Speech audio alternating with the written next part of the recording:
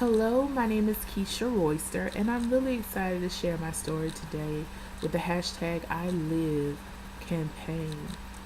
Um, I live to give voice to those who are yet to find their own. I started a Facebook page called Behind the Mask, in which I actually changed today into the Unmasked Life. What I hope, my goal in it, is to begin to have that discourse within our community about how mental illness, how it affects our community, how it's still taboo to talk about therapy and medications to aid in that, how it's still a hush hush matter or something that we just basically sweep under the rug. Sweet Brown made it internationally and nationally known that ain't nobody got time for that. But what I say is that we came out the womb saying that. It is etched in our DNA. And many times I've uttered that in regards to depression or stress or worry, that I didn't have time to deal with it because I had so many other things to take care of. And more as I've pushed those emotions to the side, what I was basically doing, what I call the out of sight, out of mind, that if it was like here and it wasn't in the frontal position, that I couldn't see it, therefore I didn't have to deal with it. But it came a point where I kept throwing everything back, and it was piling up. And one day, all of that just tumbled before me. Everything that I tried to hide or escape or didn't want to deal with, and skeletons in the closet, things that happened to me and in my family, and what go on in our house, stay in our house. So it got locked up in the house of my mind. And like I said, all of those things fell before me, and I was forced to deal with those back in 2012, 2013. And it was the hardest thing because I could not hide anymore what was going on. And I scheduled an appointment and I started going to therapy. It was the best investment that I made within myself. I give so much to others because that's just who I am. I love on people. I feel like if no other purpose that I was created in this world is to show God's love.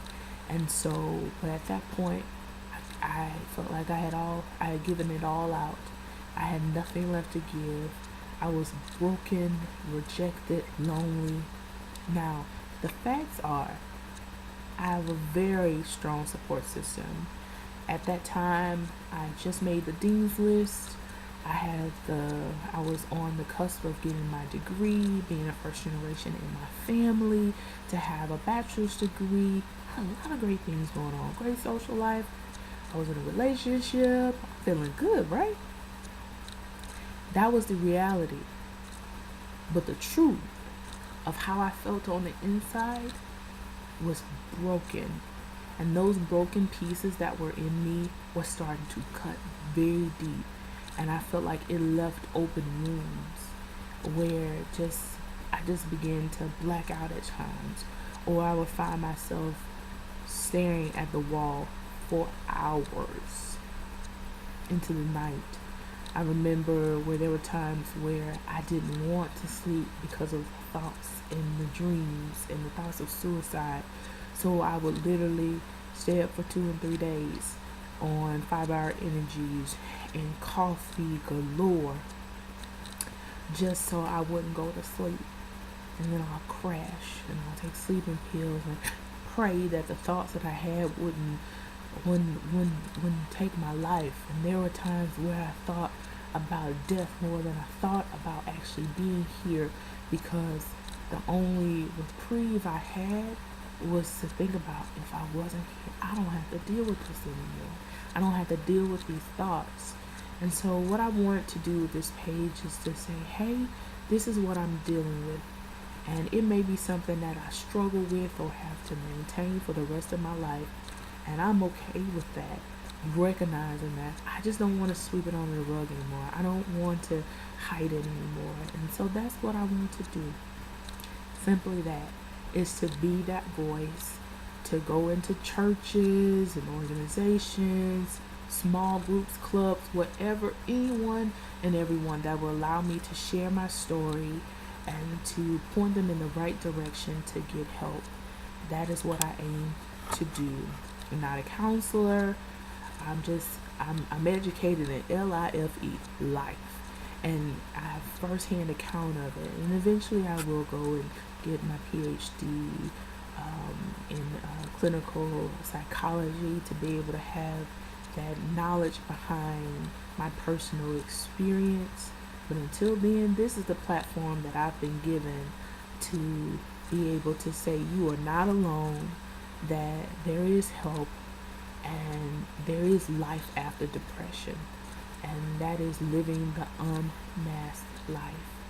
But in order for us to get to that place, we have to be honest and say, this is what I'm dealing with. And it is no longer a taboo subject in our community, because our kids, fathers, mothers, brothers, uncles are committing suicide or are dealing with these thoughts, who wear masks to work, to church, to everywhere else. But when they come home, if their four walls could talk, it would tell all the pain, the hurt. So you don't have to hurt alone, because this Facebook community, I'm here for you. And so thank you again, hashtag I live, for just sharing a snippet of my story. I hope to, if I can only help one, I have done my service. I believe in a paying it forward kind of effect. I know that me sharing my story will give someone the freedom to be to open up and perhaps share theirs, and so forth. There'll be hopefully a snowball effect.